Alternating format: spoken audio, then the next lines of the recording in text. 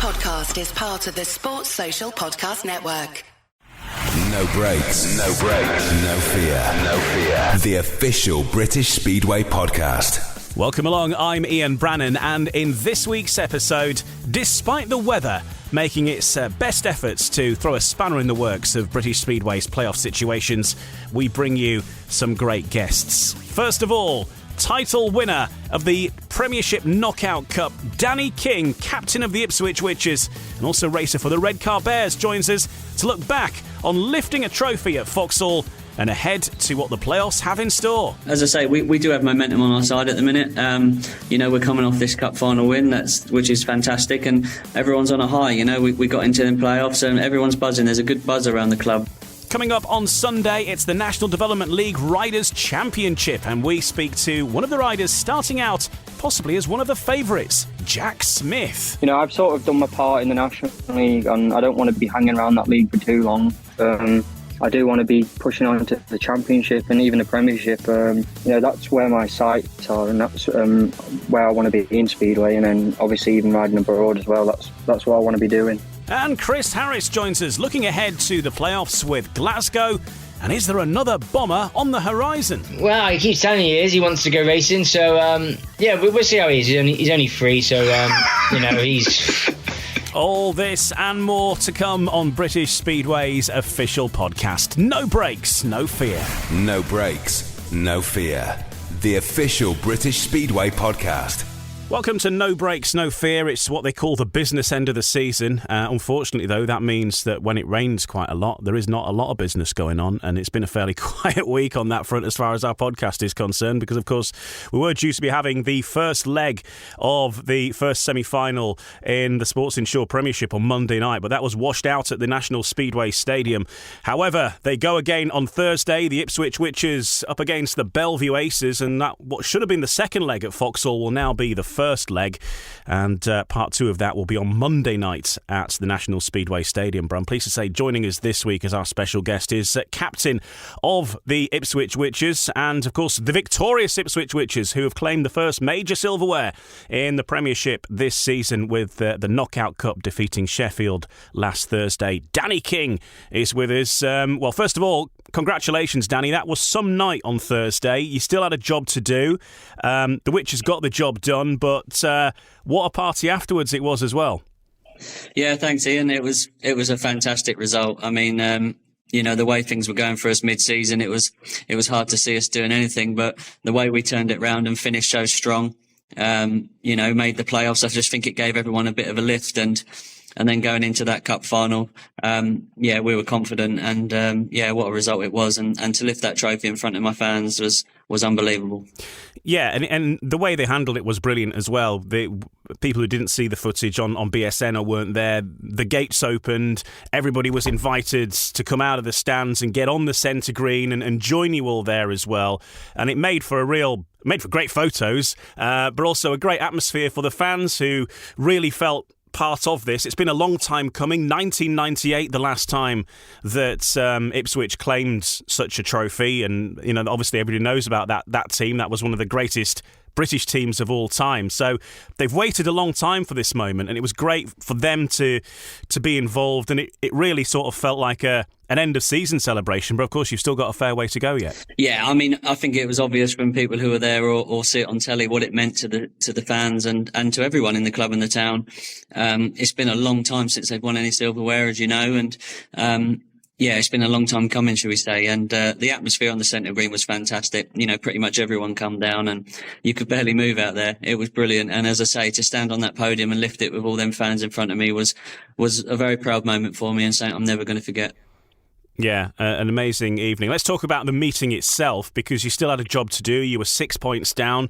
I did the track walk on BSN with Emil, and he was very philosophical at the start and was saying, he's 6 points down. He said, 5-1 and a 4-2, and it's all level. I thought, that's one way of doing it. You had a few 3-3s interspersed in that, but you quickly reined Sheffield in, and Sheffield just really struggled to get to grips with the conditions, I think, didn't they, at Vauxhall on Thursday? Thursday night? Yeah, it's one of them. The way our team's built, it always seems to go down to the latter part of the meeting, the last sort of 4 heats. Obviously, we're very strong in heats 13 and 15 with Jason and Emil. And we knew it was going to be a tight meeting. They've got riders that do enjoy our track. They ride it very well. So yeah, we just needed to get in there. We clawed the 6 points back relatively quickly, and then it stayed quite close until the end, really. And then, as I say, we put on that big push at the end and managed to get it over the line. I think taking 6 points away from Sheffield was a great result, and as I say, it was enough to turn around on the night. Do you think that in some ways Sheffield underestimated the challenge a little bit? Because I think they certainly wanted a big lead going away from Overton on the Monday night, and they didn't get that. Obviously, it was just a 6-point lead. Everybody contributed among the Ipswich team, though, and that was even including some crashes as well. Eric had a crash, Keenan Rue had a big crash, didn't he? And everybody battled on. But performances from the such of yourself, from Eric, from Keenan, but of course Doyley and Emil. Actually, to be fair, Emil had a tough night by his standards in the first leg at Overton, didn't he? Because he only got a couple of points from his first 2 rides, which is fairly rare. Yeah, it is. I don't think they underestimated us. I mean, I think people know we're on a good run of form, and since we've had our full team sort of 1 to 7 back, and we're not using rider replacement, people have seen the run we've been on and what we've been doing home and away. So yeah, I mean, I think they knew it was going to be a tough meeting. Obviously, they would have wanted a bigger lead coming to Vauxhall, but what can I say? It was a full team performance on the night. As you say, Emil got off to a slow start, which is unlike him, but he soon turned that around because just the sort of quality of the rider. And we didn't give up. We wanted to win. And if we didn't win, we wanted to keep it as close as possible. And that's exactly what happened on the night. You've shown that you're not a two-man team. I think that was the criticism levelled at Ipswich early doors. It was it's all fine, but really it's all about Doyley and Emil. And yes, they've contributed massive points this season. But now, I think since June, since that victory at Leicester, I think probably would you say, things turn round from there. And you've shown now that obviously you got Eric back. You were without Eric for so long, and the club stood by him through his illness that he had, and those points are now flowing. As a result, everybody's performing better. Yeah, definitely. I think you hit the nail on the head. It did seem to turn for us at Leicester. Everyone was sort of we had a full team back. Everyone was sort of relatively fit, shall we say? And we put in a team performance again. I mean, it's very difficult when you've got such a top-heavy team. When you've got the riders of the quality and the high averages of Jason and Emil, the team is built around them, and it means that everyone needs to sort of pitch in because you can't just rely on them guys every week. And towards the back end of the year, that's exactly what's been happening. And I think having Keenan go down to reserve as well has been a bonus for us. He's a fantastic rider, and it means we can use him a lot during the meetings if we need to. So it's good. I mean, we still need the full 1 to 7 to be performing if we're gonna get results, and we see that over the 2 legs with Sheffield, and hopefully we can do that again in the playoffs. Yeah, well, the last time Ipswich won the Knockout Cup was 1998, and that year you went on to do the double, and people are saying, well, can they do it again now? And really getting into the playoffs was a big surprise. I think you probably felt that maybe you'd left it just that one meeting too late, perhaps, for that run to start. And Peterborough, in the end, did you a massive favour on that final day. But there you are in the playoffs now, and you've got this match coming up against the Belle Vue Aces. Not an easy task, and now you've got the first leg on home shell. Is that better for you, or what's the thinking there now that things have changed? You've got these extra few days now to prepare. I don't think it really matters. I mean, it's always nice to have the second leg at home because you know the target, you need to do, and it's your home track, and obviously that probably makes things a little bit easier. But at the end of the day, we're racing against Belle Vue, and they've been the best team in the league pretty much all year. It's going to be a tough meeting, and obviously we're hoping that we're going to have Jason back. We're not sure yet, but fingers crossed he's on the mend, because he's a vital part of the team as he has been for the last 2 years, and his scores are quite incredible everywhere, certainly at home. So we'll see what happens there for sure. But as you say, we did scrape into the playoffs. We did leave it late, but unfortunately it was that mid-season where we had injuries and the Eric illness. We just didn't seem to cover the absence very well, and and we struggled, and I think that's where we let it slip really. But obviously, once we got our full 1-7 back, we went on a great run. We couldn't control anything other than our own meetings, and I think we won, was it 7 at the last 8 home and away, and put ourselves in position to be ready in case someone slipped up, and that's exactly what happened. You do go into these meetings with that momentum. Obviously, been riding regularly, been winning regularly, won some silverware in the last week. Conversely, though, for the Belle Vue Aces, they've got injury concerns of their own. Obviously, Charles Wright will not be back, and they can only cover for him through rider replacement. They've got doubts potentially about Norrick Bladorn. He may be back, I'm not sure. But you come into this on the back of this run of meetings. Belle Vue, I don't think, have ridden for 3 weeks. Okay, I didn't know that. As I say, we do have momentum on our side at the minute. We're coming off this cup final win, which is fantastic, and everyone's on a high. We got into the playoffs, and everyone's buzzing. There's a good buzz around the club, but as you say, there are a lot of injuries about, and it's going to be tough. We're realistic. We know that it's going to be a tough 2 legs. But it is what it is. We need to put in a shift on Thursday and take as many points up to Belle Vue as we can.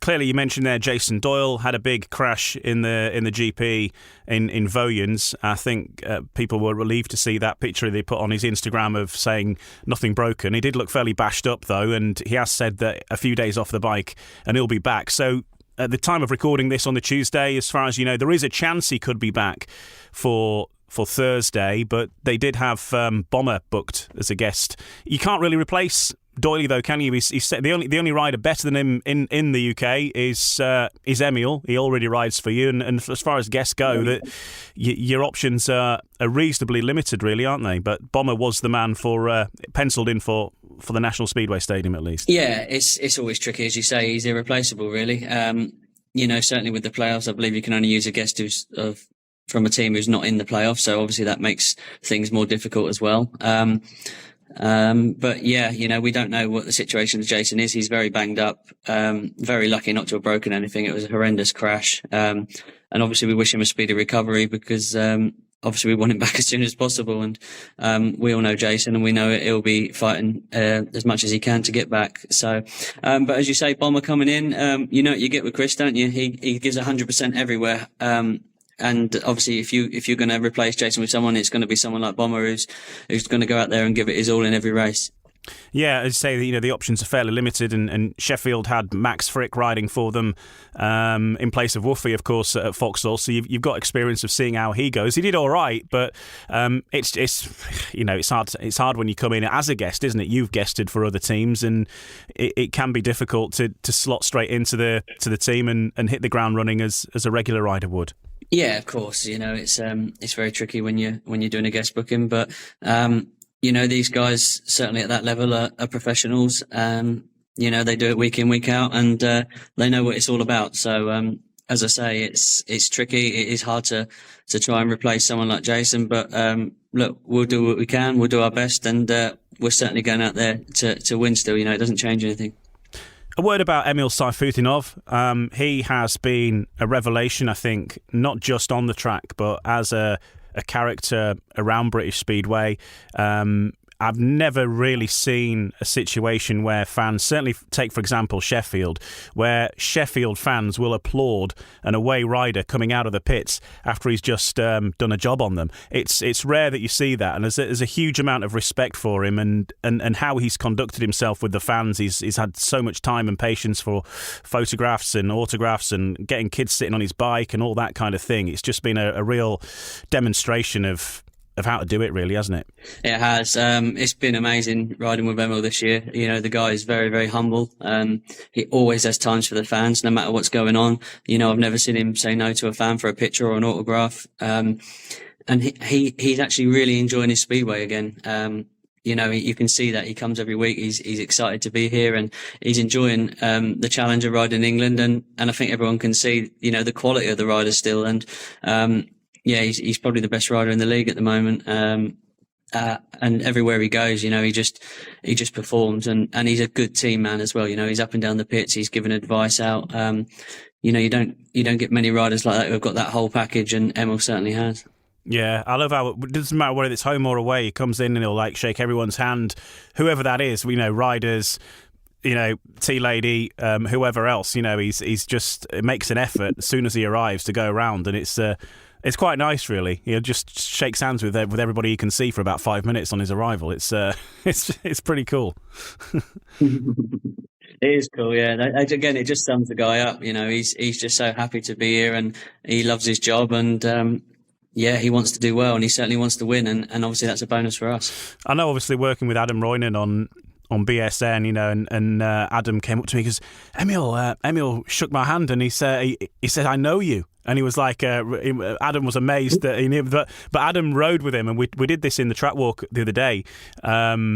Adam said he'd been waiting for ages to ask him about riding in the under-21 championships at Rye House, and they were chatting all about this, and Emil, even though it was ages ago, he remembered exactly what happened in the meeting, what the weather was like, what the conditions was like, what happened throughout, and it's like, wow, what a guy to be able to remember.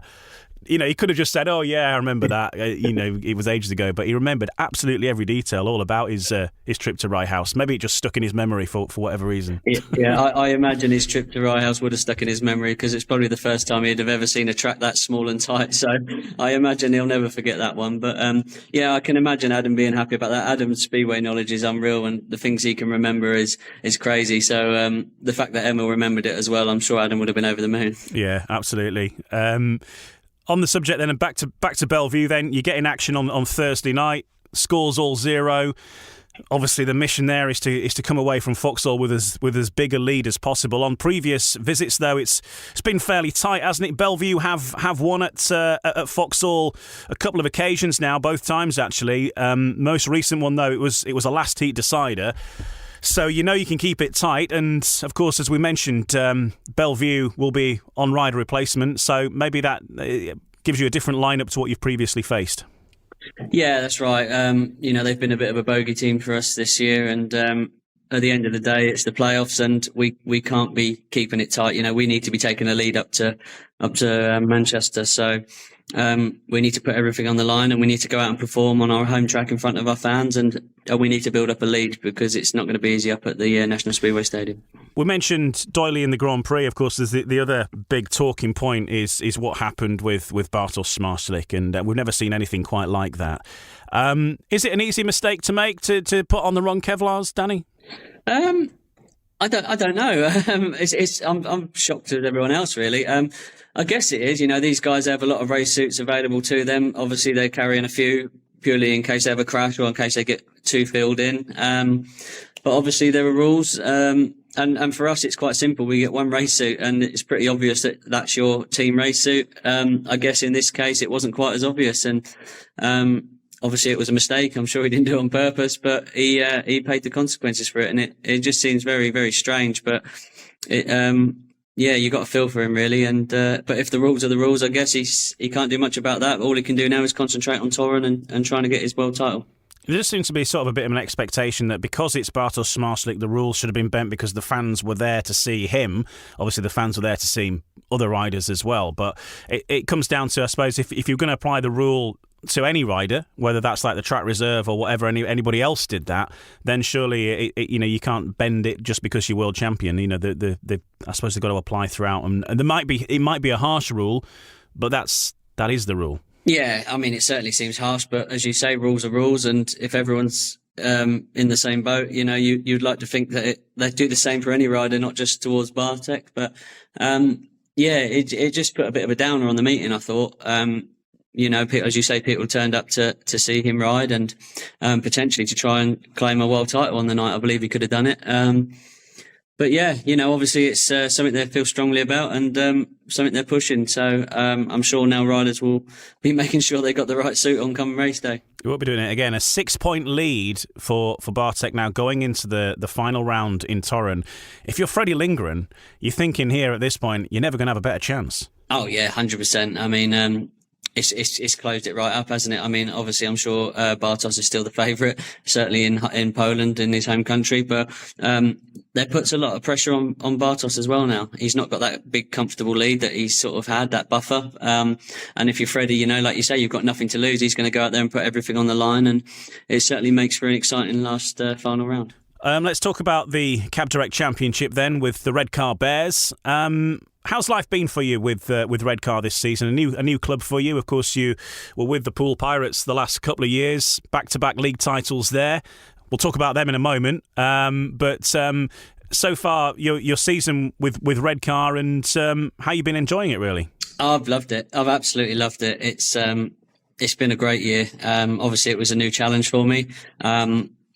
It was a disappointing start. We had a lot of bad weather up north. You get bad weather up north, don't you? So it was every day, mate. It was a long right start. Now. It was a long start to the season, but what can I say? I've had great fun, and I've enjoyed every minute of it. They're a great club. They really are. From everyone who works there, the volunteer, every single person makes you feel welcome, and I'm having a really good time, and it's nice that we've made the playoffs. Obviously disappointing that we've recently lost Charles, so it's gonna make the playoffs very tough for us. But we're there. We deserve to be there, and we're gonna put up a fight. That's for sure. Yeah, it is always a nice place to go. Redcar, as you mentioned there, we talked about Belle Vue missing out on Charles Wright, but that is the same for Redcar. The captain, of course, for the Redcar Bears as well. So, that is a huge loss. You've got guests booked, and I think it's mainly Justin Sedgman and I think Kyle Howarth for one meeting as well, isn't it? So hard shoes to fill, because especially around the Echo Arena, Charles Wright probably the best rider in the league around there. Yeah, 100%. It's a very similar situation to Jason Doyle at Ipswich, isn't it? Charles round Redcar is very hard to replace. He knows that place like the back of his hand, and he's quite phenomenal to watch around there. But there's not much we can do about it. We've got some good guests lined up, two guys that enjoy our track, and I know they're going to come in and give 100% because that's the sort of guys they are. It's going to be tough. I'm not going to lie. It's going to be very tough, but it all starts this week, and it'd be nice to get off to a good start. It is a bit of I don't want to use the term group of death because it's sort of coined too many times, but it is that, isn't it? Because you're up against the two sides that Poole didn't want to face in Oxford and Glasgow. Glasgow, of course, has strengthened recently with Vadim Tarasenko. You've had recent experience of him. Oxford, of course, with the likes of Sam Masters, former Redcar Bear, Louis Kerr in there as well. Jordan Jenkins, of course. So they've got riders who know the place very well. Yeah, it is a very tough group. But at the end of the day, it's playoff speedway, and every meeting's going to be tough. That's the way you need to look at it. As I say, I believe in the team. We all need to go out and perform and do our job. But we've been to Glasgow and won this year. We've beat Oxford at home this year. We know we can do it. We're capable, but we're all going to need to be on our game if we're going to do that. Because, as you say, Oxford are solid, and they got riders that enjoy our track. And Glasgow recently strengthening up the team. It's going to be tough, but look, it's the challenge we're up for. So we're looking forward to it. Obviously, your scheduled trip to Oxford has been postponed now, but you've still got a busy week ahead because you're racing Glasgow home and away. You've still got Oxford to race home and away in the next 7 days because that fixture is going to be rearranged. And, Oxford leading things early doors. It is a place, though, that you've had success at. You were there recently in the pairs. So, it's a place that you can keep it tight. That's exactly right. We need to keep it close. It's done on aggregate in these playoff meetings, and if we can go to the away legs, if we can't win, if we can keep it close, it means it's down to us at home then to go and finish the job and put it over the line. So, we'll see. It's going to be tough. It's going to be a very tough couple of weeks of speedway. But we're going to have to wait and see how it plays out. Yeah, and your meeting between Oxford and Redcar on Wednesday is going to be on BSN as well, and you're also on BSN next week. It's actually a big week next week in this Group B because you've got Glasgow versus Oxford on the Tuesday night, and then Glasgow coming to Redcar on the Wednesday night. So that 24 hours, that it is all going to be sorted there. Yeah, we're going to sort of know by that point what's going on, aren't we? As I say, it's going to happen very quickly in the next week or so. So, we're prepared. We're ready. It's going to go down to the wire. I believe it is. It's going to be an exciting few days of speedway coming up. The other group, of course, your former side, the Poole Pirates, a side that you captained last year, back-to-back league titles and cup titles. They kicked off their playoff mission against Scunthorpe at Wimborne Road, and they didn't win. And this was the big thing. Went down to a superheat. I don't think anybody would have predicted that. I think Scunthorpe would have been very happy keeping it fairly tight. That really now has thrown a spanner in the works for Poole. They've got to win everything, and their fate now is not in their hands. Yeah, that's right. They're going to be disappointed about that. Obviously, they're so good at home, and to come away with a draw in the home leg is not ideal. But they know now that they need to go and win at Scunthorpe, and that's going to be no easy task. I believe they have done it this year, so they know they're capable. But to not win your home leg is never ideal in a playoff 2-leg sort of final. So the pressure's on them now. Yeah, for sure. They've got to go and perform. They've got to go and get a result at Scunthorpe, and then obviously do the business against Edinburgh home and away if they want to get through to the next round. But it's certainly not been the ideal start for them. Yeah, and certainly if Scunthorpe beat them, and then Scunthorpe the day after on Saturday going to Edinburgh, and they've got a humongous lead after the first leg of their clash against Edinburgh from Sunday, then it doesn't matter what Poole do. That's going to be it. But yeah, as you say, that is a must win now on Friday for them. As you say, at Scunny, a track they've won at already, but not an easy place to go, especially with the likes of Ryan Douglas flying around there. It's going to have to be a Poole on their A game. 100%. I mean, Scunthorpe are again, they're a team in form at the moment. Simon Lambert as well. That he's really had a great season, probably his best season to date. And when they've got riders like Jake Allen and Dougie, they're a solid outfit, and they showed that at Poole, didn't they? So, I think it's going to go down to the wire in both groups, and it's certainly going to make for an exciting final, whoever gets there. Talk to us about the track at Poole, because often it's away sides who say that there's no passing or it benefits the home side. But in that fixture against Scunthorpe, it was the other way around. It was the home riders that weren't necessarily happy with things from what we were hearing. On the other flip side, though, Adam Roynan, who was with us at BSN, went on that track, and he said that track was no different to the time that Poole raced against Plymouth, and of course Poole absolutely hammered Plymouth for the most part of that meeting. So what is it about the track at Poole? Where does the advantage lie? Yeah, I don't agree with the no passing at Poole thing. I think there's a lot of tracks around these days where passing is very difficult. I think the track's always prepared well. I think the thing at Poole comes down to the gates. And the problem is Poole always have a strong team. So if their riders are gating, it's going to be difficult to pass.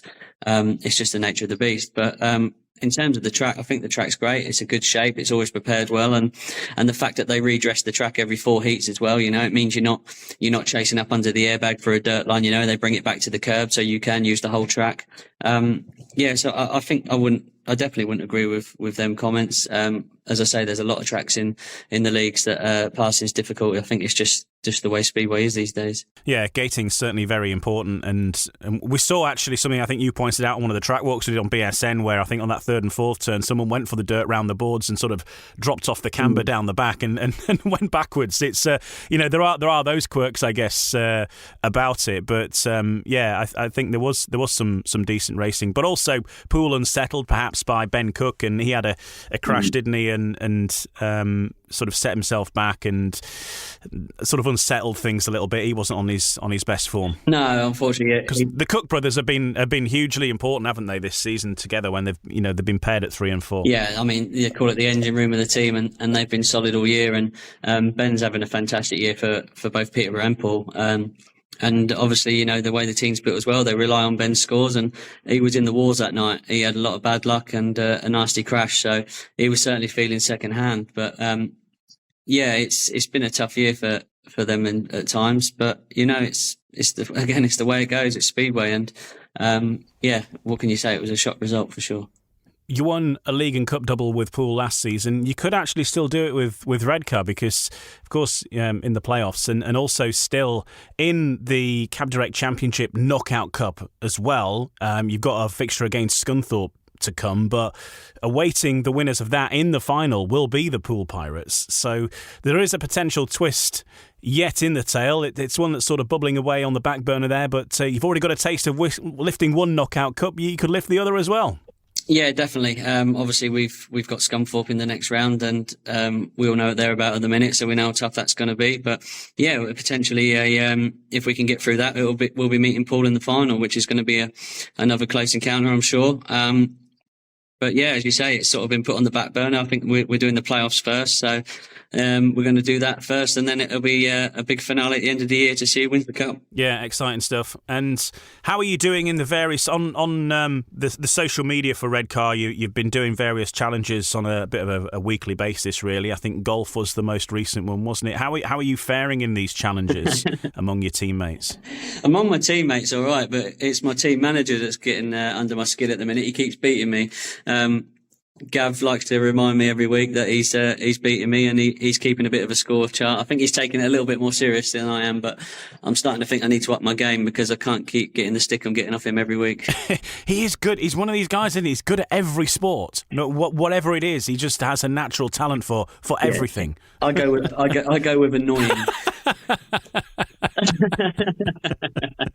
He's very good. He's very naturally talented, and even if we're doing something he's not really done before, you can see straight away he picks it up, and it's good fun. Do you know what? It's been really good fun, and it's really been good to bring the team together and relax a bit before the pressure of the meeting starts. And I'd certainly recommend it. It's been good fun. Yeah, I took part in your American throwing an American football in a bin challenge, and I'm pleased that when they cut it together, my practice shot was my best one, and then after that they were terrible. So I'm pleased that somebody recorded the practice shot because it actually made me look far better than I was. That was quite a tricky one, yeah.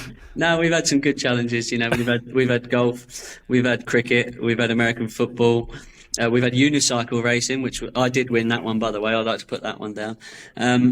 But yeah, we've had... Yeah, I saw this. So you unicycled all the way around the track? I did. I kept it quiet. I have got a unicycle, and I've rode one since I was a kid, but I think they thought they were going to stump everyone. I kept it quiet until I just got on it and then just took off.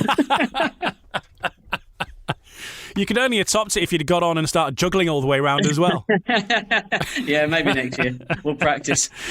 And what about next year? Are riders now starting to, look at their plans? Have you? You don't have to tell us, obviously, but are you starting to have conversations yet? And you got an idea of how things might pan out, or are you waiting to see? I'm just waiting to see. It's obviously, people do start talking to. About what's happening, but until we know what's happening with the rules and what happens at the AGM, it's very difficult. So, I haven't really put much thought into it.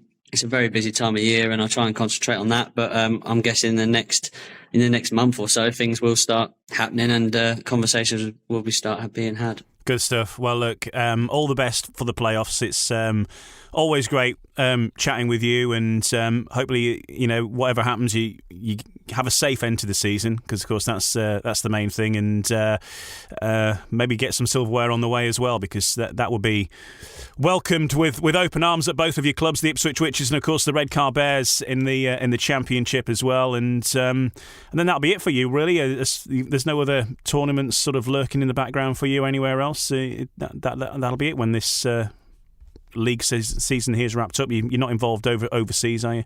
No, that's right. It's coming to an end fast, but it's a very important end, isn't it? So, you work all hard all year to get here, and this is what it's all about, clean slate, and we're about to find out who's going to be the champion. So, a lot of pressure, busy time of year, but as it's to say, it's one that we're all up for as riders, and it's quite exciting. So, get this done, and then it'll be time to rest for a bit. Good stuff. Well, look, thanks a lot, Danny, and we'll see you on track soon. Cheers, Ian. Thanks, mate. Danny King, captain of the Ipswich Witches, also lining up for the Redcar Bears. Both teams getting their playoff meetings underway through the course of this week. Keep up to date with Ipswich on Eurosport Discovery Plus Thursday night, and the return leg back at the National Speedway Stadium next Monday on Eurosport. And he's also riding for Redcar as well as they visit Oxford and Glasgow over the next 7 days. Next part of No Breaks, No Fear, a rider who's lining up for Ipswich and Glasgow and the Belle Vue Colts. Colts and in the National Development League Riders Championship as well. It's going to be a big week for Jack Smith, who joins us next on No Breaks, No Fear. My brother-in-law died suddenly, and now my sister and her kids have to sell their home. That's why I told my husband we could not put off getting life insurance any longer. An agent offered us a 10-year, $500,000 policy for nearly $50 a month. Then we called SelectQuote. SelectQuote found us identical coverage for only $19 a month, a savings of $369 a year. Whether you need a $500,000 policy or a $5 million policy, SelectQuote could save you more than 50% on term life insurance. For your free quote, go to SelectQuote.com. SelectQuote.com. That's SelectQuote.com. SelectQuote. We shop. You save. Full details on example policies at SelectQuote.com/commercials. No Breaks, No Fear. The official British Speedway podcast. In this section, we speak to Jack Smith, who has got a very busy week ahead. He's lining up in the National Development League Riders Championship on Sunday, and he's riding 6 meetings in 5 days. In fact, 2 meetings the same day on Saturday. He's due to race for Glasgow at Ashfield in the afternoon, and then over at Berwick for the Belle Vue Colts. So 2 meetings in 1 day on Saturday. He's got the National League Riders Championship. Interestingly, though, he's also riding for the Ipswich Witches at the National Speedway Stadium. Why is that interesting? Well, of course, if you're not aware, Jack Smith is the captain of the Belle Vue Colts, but yet he's going to be in the away dressing room. We'll talk more about that and how that's gone down in a few moments. But first of all, welcome to Jack Smith. And Jack, you have got a busy time ahead, kicking off, of course, this weekend, and in the middle of all those fixtures we're talking about, because you're racing for both Glasgow, for Ipswich, for the Belle Vue Colts, and in the National League Riders Championship, where it's a good lineup, some handy riders in there, and surely you must fancy that you're going to start as one of the favourites on Sunday.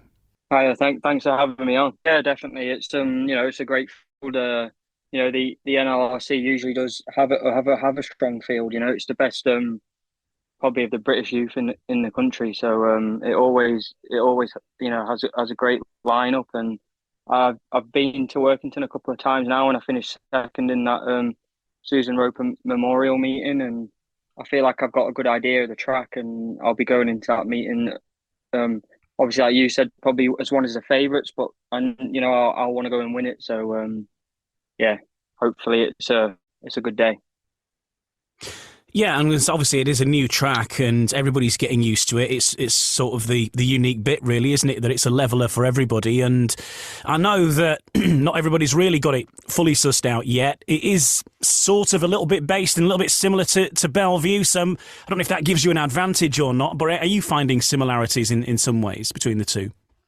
Yeah, definitely. Like you said, people have, a lot of riders haven't gone a lot of time, so it'll be quite even for everyone on the day. Obviously, it's one of them tracks that you can sort of just sit in a bike, relax, and give it full gas. So it's a good track for good racing. And like you said, there is some similarities, I would say, with Belle Vue, and I'd also say there's similarities with Redcar as well. The straights there aren't as long as Belle Vue, but it's basically the same width wise, and then it's got a bit of banking on it like Redcar does. So it's a unique track, and everyone at Workington have done a great job of it. And obviously, Steve's the one that sort of grades it and prepares it, and he's been adding dirt to it each time, and it's starting to bed in properly. Like you could say, it's got a nice bit of a dirt line around the outside now. It's not all just about gating and riding around the curb. So it's coming along nicely. And how would you assess your season with the Belle Vue Colts through the course of this year? Because whilst Belle Vue, of course, haven't had it all their own way overall, your scores for the Colts on the whole have been pretty good, haven't they? Yeah, they have. Last 2 home meetings, scored 16 points and then 14 points. I'm strong at home. I always have been. I've done 4 or 5 seasons for the Colts now. So, I should be scoring those sort of points in the league. And, I've been wanting to sort of, I feel like I deserve a bit of an opportunity in the Championship now, where hopefully, next year brings a full-time team place. Glasgow have been giving me a couple of meetings, and, I've been beating some good riders, and I'm on the pace every race. So hopefully it pushes me on to better things. But even my away form in the National League this year, it's probably been the best it ever has been. I'm almost an 8-pointer away from home, and I don't think I've ever had an average so good away. So, the hard work I've been putting in the last year and a half is starting to show. Hopefully, I can finish this season strong with some more meetings, and then start next season even stronger. Yeah, but tell us about the plan going forward, because we mentioned about Belle Vue Colts. You've been leading the Belle Vue Colts. They've had, not a bad season overall, and certainly your individual performances have been good. And looking down your scores, you've not failed to get double figures actually around the National Speedway Stadium. So, with that in mind, what is the mission for next year? Then you said about obviously getting to the Championship, and are you surprised that maybe you haven't been able to get the opportunities perhaps that maybe you would have hoped this season so far elsewhere? Yeah, definitely. Obviously touching on the Belle Vue Colts this season, Stephen Graham built a very good team like they always do. They always give the young lads a chance, and they've built they built a solid team throughout. And other than our away form being a bit iffy at the start, we could have picked up a few wins away from home, and then we would have made the top two. But it obviously wasn't meant to be this year, but it looks like if we win at Berwick, we'll cement third place. And it's just a bit of a shame, really, that they've changed the rules from, top four, make the playoffs in the National League to just the two. So, it's a bit of a shame there. I feel like as a team, we deserve it. But it just wasn't meant to be this season for many reasons. But, touching on to the Championship, I feel like, I've sort of done my part in the National League, and I don't want to be hanging around that league for too long. I do want to be pushing on to the Championship and even the Premiership. That's where my sights are, and that's where I want to be in Speedway, and then obviously even riding abroad as well. That's what I want to be doing, and I want to be on the bike as much as possible. Where, probably the last 2-3 seasons without Championship Speedway, without teams elsewhere across Europe, I only do between 15 and 25 meetings a year, and really, I want to be pushing on to 100 meetings a year. Like I used to do that when I did all 3 leagues in 2017. So it's hard to improve, when you're not on the bike as much as other riders. I'm putting the work in off track, but I just need the opportunity on track, and I feel like I can push on. You have got a big opportunity, and it's a massive one, because you're going to be, in front of the TV cameras. And want to talk about this though, because obviously this has come as a bit of a curveball in some respects. On Monday, it's going to be the second leg of, well, assuming the weather holds up, the second leg of Belle Vue's playoff semi-final against Ipswich. You are going to be riding at the National Speedway Stadium, but for Ipswich as a guest. Looking at the press releases from Belle Vue, doesn't seem that that's necessarily gone down overly well. They referred to it as a disappointing decision. So tell us about that. Yeah, well, a lot's gone on around that since me and Richie spoke with each other about me guesting for Ipswich at Belle Vue. I've had a few phone calls off the club and stuff, and the managers and that, and yeah, they're not very happy. But in my eyes, it's an opportunity for me that they haven't given me in the Aces, which I feel like I deserved. From my National League form, being number one every year, and like you said, scoring double figures around the National Speedway Stadium in the National League. I don't usually fail to do that. So even in the Premiership, I've managed nice scores, good scores in 2017 when I did ride for the Aces, and then the odd time I've been back, I've managed to score and be on the pace. So, like I said before, it is hard to improve riding when you're not getting the racing that you need. And Richie wants to give me that opportunity, and I'm happy and honoured that he sees that I can, do what I feel like I know I can do. And if the people at Belle Vue don't want to give me that opportunity, I don't see why they should be disappointed in my decisions, because I've been, respectful and loyal to the Colts, and I've always turned up and done a job. And, Belle Vue's the team I supported growing up. So, I can't just hang around and not ride because they don't want me to ride against them. If they're not going to let me ride for them, then I need to go and take every opportunity I feel like I can get and what I feel like I deserve. So, looking into it, I don't feel like I'm not going to fall out with anyone at Belle Vue, and I respect and love the club. Like I said, it's the team I supported growing up. My dad and uncle rode for the Aces, so I've got the utmost respect for everyone there. Everyone manages the staff that help out, everyone.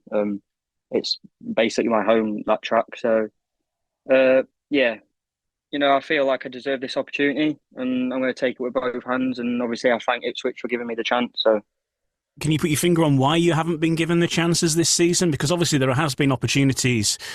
Jake Mulford, for example, went down. Connor Bailey came in.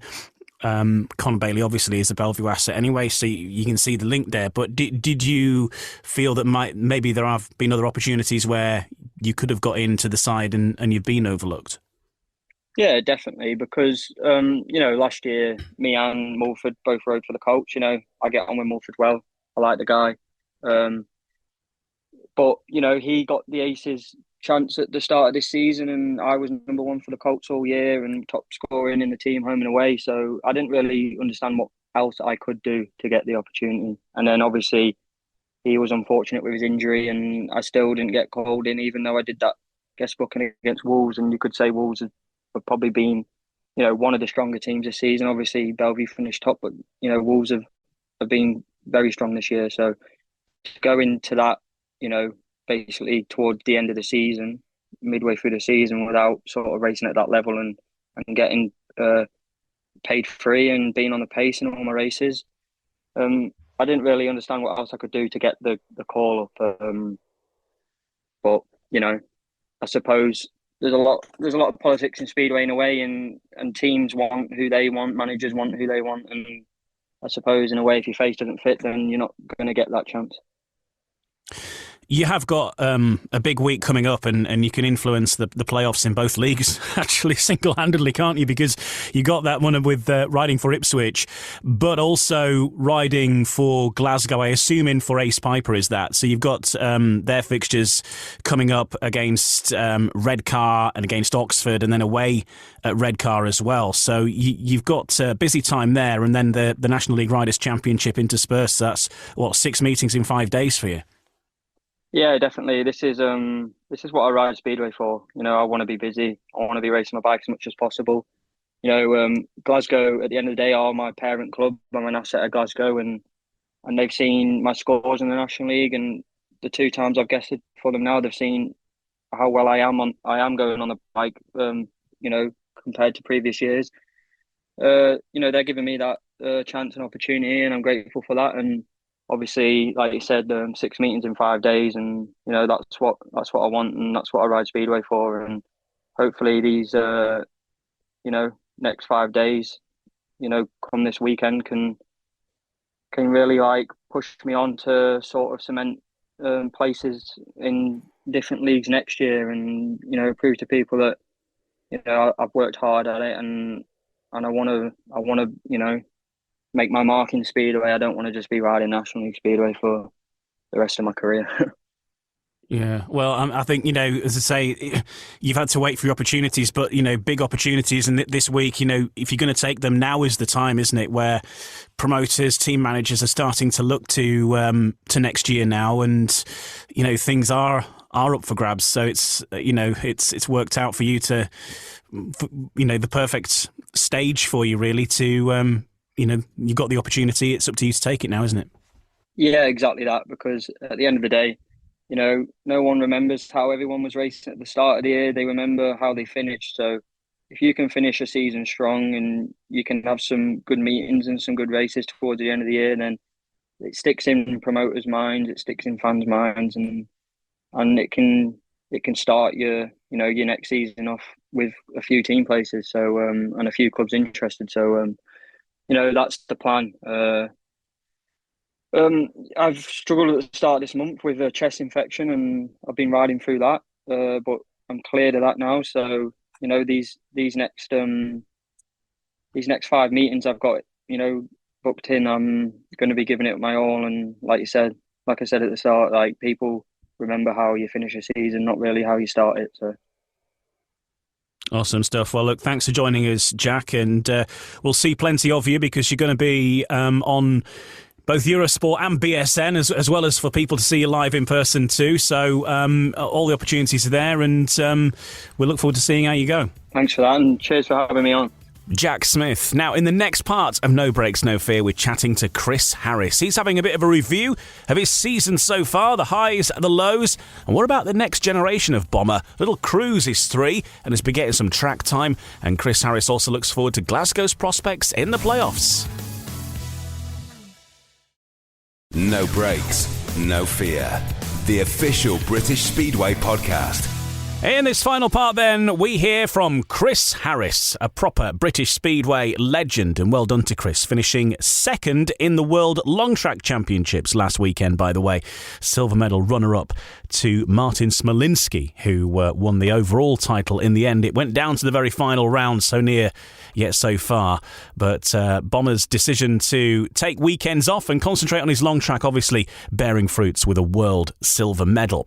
Now, in Group B in the Cab Direct Championship playoffs, it is very hotly contested. As we mentioned earlier, it features Redcar, Glasgow and Oxford, with Redcar and Glasgow set to face each other twice in the next week. On Saturday, which is a rearrangement of what should have happened on Tuesday with the rain, and then they'll meet again the following Wednesday back at the Echo Arena. Chris Harris, though, no stranger to the Echo Arena.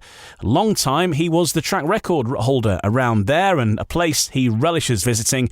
And from Redcar Bears TV, Ryan Nassau has had a chat with Chris Harris about those upcoming fixtures, his season so far, and much more besides. Here is Bomber and Ryan. This season you returned to the Tigers after what some would call an unsuccessful spell a few years ago.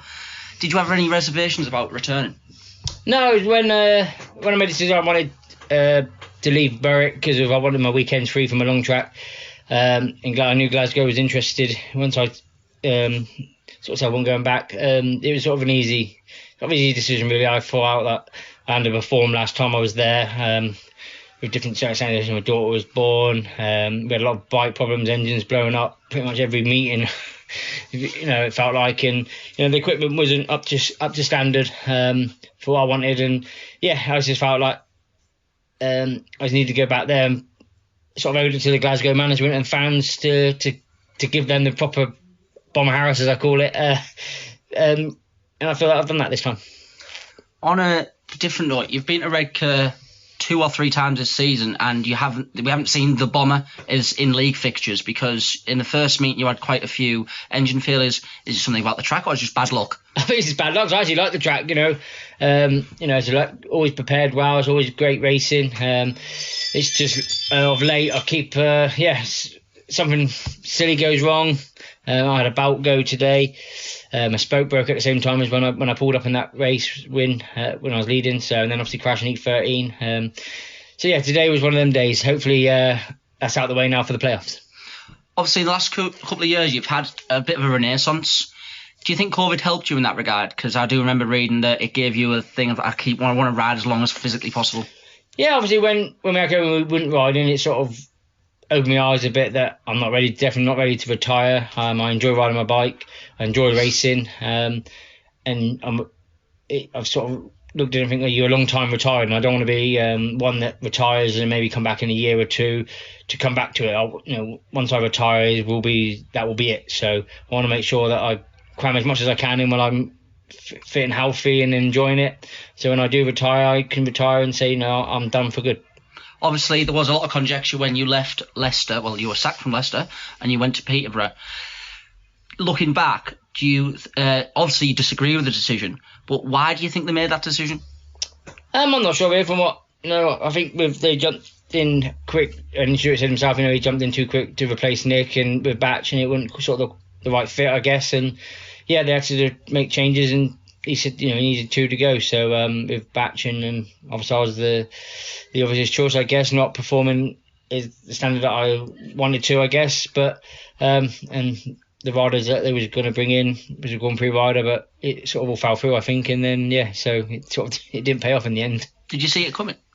No, I was shocked, to be honest, when he rang me about it. But now I just get on with it, and nothing shocks me in Speedway anymore. Going back, do you kind of regret leaving Peterborough in the first place? No, not really. So I left there because one, at the time they was uncertain with their future, and two, I wanted a new challenge. We won the league there, and then I sort of wasn't enjoying riding the track way it was set up, and I wanted a new challenge. Saying Leicester was only down the road for me. I wanted to work with Stuart, and I thought, well, Leicester would be it's a track I always gone to and enjoyed riding, but always struggled because they've always had a good home side. So I thought maybe it'd be a perfect fit, but we struggled with trying to find a setup that I was happy with, and everything really. But it's just Speedway. You live and learn, and we both I've spoken to Stuart numerous times. Obviously, I've guessed it for Leicester, and I spoke to him the week after. Obviously, we got released in that, and my boy went up and had a practice at Leicester. So we both agreed. It was. We'll never say never that we would work together again, because Speedway is a small sport. On that, I was going to mention your boy. Do you think you see a future for him in the sport? I know you had a few laps at Birmingham this week. Is there another bomber on the way? Well, he keeps telling he is. He wants to go racing. So, we'll see how he is. He's only 3, so, he's... he is bike mad. He's got his little miniature bikes that he plays with in his bedroom and around the house and everywhere. And, yeah, he is bike mad. He wakes up bikes and he goes to bed to thinking bike. So we haven't pushed him into it, and I won't push him into it. Whatever path he decides he wants to go down to try in life, then hopefully we're in the position that we can let him try and do what he wants to do, and he'll find his own path. But yeah, if he wants to have a go, then I guess I'll be one of them dads shouting from the outside, telling him to push and go out. What do you think of the Redcar side? Do you think when you look at the side, you think this is going to be a really tough match, or because you've strengthened up, you think it might be slightly easier? No, I don't. I think my views on the Redcar team is the same as beginning of the season when I seen them put together. That they're a team that could win the playoffs. They've got some good riders, especially at home. Obviously Charles is track specialist. Danny's good around it. Eric. Everyone on their day can perform home and away. So I don't think we can. Any team that come here can take them lightly, because it's a good, fair home track, and you can have some great racing. But say the home riders are strong here, so especially the reserves is going well, and with Connor as well. It's they've got a solid 1-7. Does Chris Harris have another British title in him? I hope so. I keep trying to. It's hard at Belle Vue. I can go there and have good meetings, and I've gone there and had some shocking ones. So it's one of them tracks. It's sort of potluck on the day, really, for me. I know there's a lot of us saying about having a little series, or 2 over 3 rounds. But I go back to the day when it was always at Wolverhampton, and riders, fans, and management was always moaning it was always at Wolverhampton every year. So it's no different now. It's always seems to be at Belle Vue. But the fans don't really moan about that now. So, don't get me wrong, it is a great racetrack, great stadium, it is. But, I don't forget the past when people used to moan. So that must come of age. But yeah, so maybe it'd be something different that they could do. The riders are asking for maybe over three rounds, like they do in other countries. So maybe it's something we can try. I know what the answers might be is it's going to cost more money to run and blah blah blah, but there's a lot of racetracks that could provide some good racing, like here for instance. They could have one Poole, they could have it 4, they could have Poole, they could have one, say, Oxford, here, Glasgow, you could have final and Belle Vue, and finish at Belle Vue. I think what they're probably biggest afraid of is that if they ever over 3 or 4, that it could be one before they get to the last round. I think that's what their biggest fear is, but until they try it, I'm sure they can find a way of making sure that it is close over them rounds. But 2 more. Obviously, there's a lot of doom and gloom in the country about tracks closing, but on the other hand, there's a lot of good young riders coming through. We've got Luke Harrison here. You've got Ace Piper at Glasgow. We've got Conor Bailey. Lots of young riders come through. There is hope for the future in this country, isn't there, for Speedway? Yeah, I just hope that they're given the opportunity. So I said, when I obviously got dropped, that I wasn't bitter that I got dropped. It was the first time in my career I got dropped, but I was looking for... First time being sacked. So, I was looking more to for him, if my boy got into it, is I want him to make sure there is Speedway that he can get into. But yeah, I do feel, and I look at like how Poland run, their top, they're actually their 6 and 7s are for the under 21 poles, and they stay there until they're 21. Where, I know they sort of got the rising star a bit, but they still can go up to the main body, which is a good for them to thing. But there must be a way that we can bring them all the youngsters on and let them have a chance at the higher level, so they can thing and not just keep swapping them because they're having a bad run instead of, I go back to when I went to Coventry and I was struggling. Jamie Heaver, co-promoter there, wanted me sacked, and Colin said no, we're going to work with him, and he did, and he's helped me turn out to what I was today. Last one is on Coventry. Do you see hope for the future for Coventry Speedway? And I'm assuming if that did happen, you'd be the first name on the team sheet.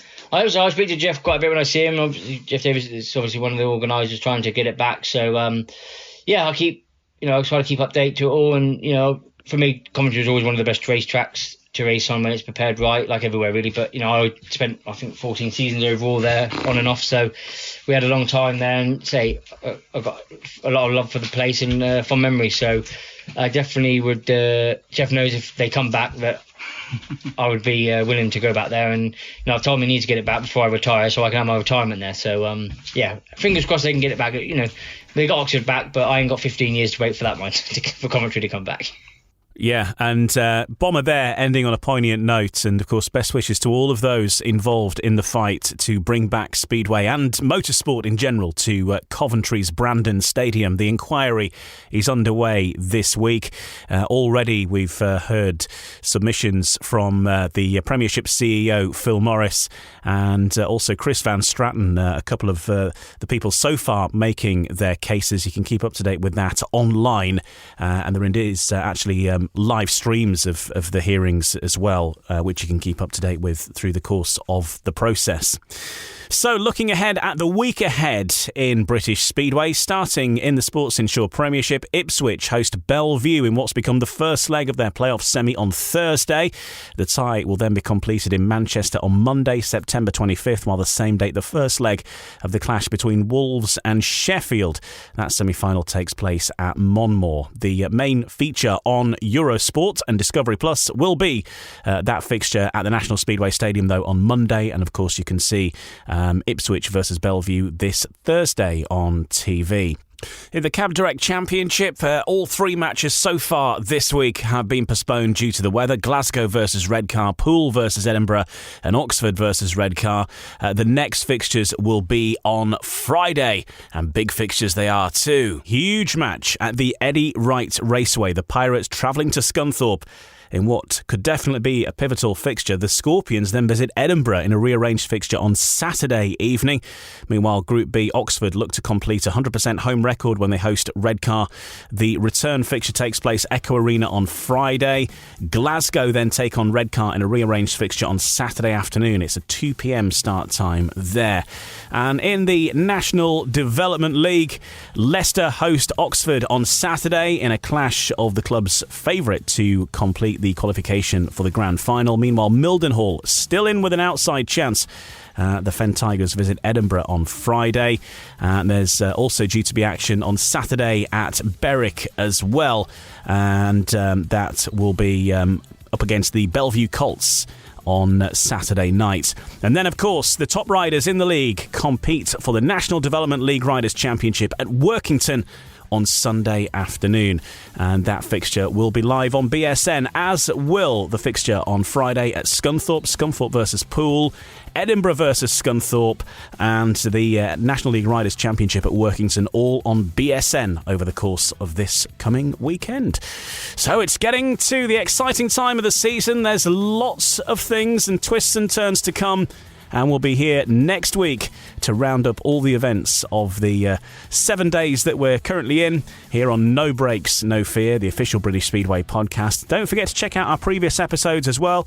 Whilst the fixtures in question that we've been talking about have probably since long gone, and you can look back on great hindsight as to whether we were right or not with the various predictions.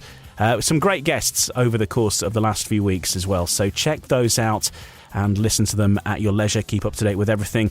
Other podcasts that you can check out from the world of Speedway, I'll give a mention to Kelvin Tatum's podcast, Tatum Talks, which it features Kelvin Tatum very much talking. Does exactly what it says on the tin. That's his official podcast. My other hobby horse is Humans of Speedway, which will be coming back for a new series very, very soon. And a couple of other Speedway podcasts to give a shout out to. There are many others. Round the Boards podcast, which you should listen to because I'm on that as well this week. So check that one out. They've got a special guest there. James Pearson is their guest this week on that. And the Talk Speedway podcast is back as well, and they have got a special interview with Jason Crump on their latest episode as well. So check those out. Share the love. We'll be back with a new episode next week on No Breaks, No Fear. No Breaks, No Fear, the official British Speedway podcast. Sports Social Podcast Network. Did you miss your deadline to renew your Medicaid coverage?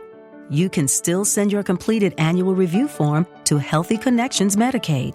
You may be assigned to another health plan, but you can ask to come back to First Choice within 60 days of renewed Medicaid eligibility.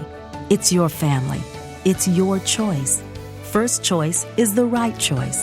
Renew and choose us. Visit selecthealthofsc.com/renew to learn more.